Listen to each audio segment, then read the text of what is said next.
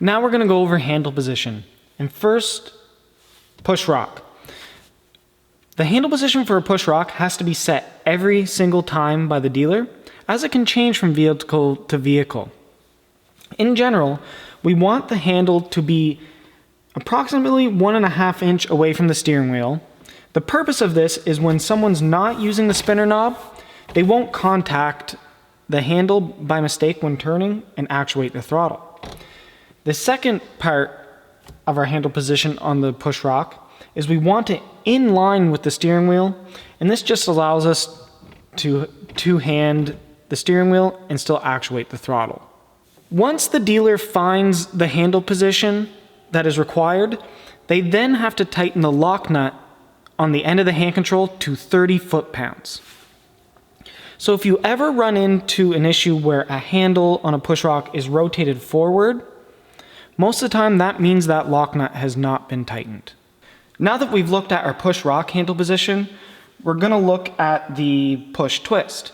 Just like our push rock, it doesn't change much between driver to driver, and we're essentially going to put it in the same position for every vehicle.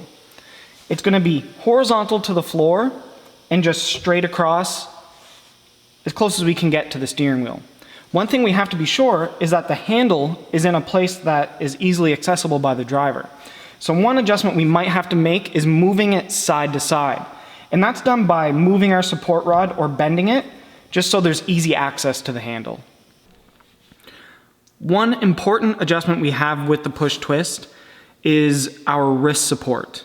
We have a set screw, and this wrist support can be rotated anywhere on the axis of the handle where it's comfortable for your customer. Now, the handle on a push twist can also be removed.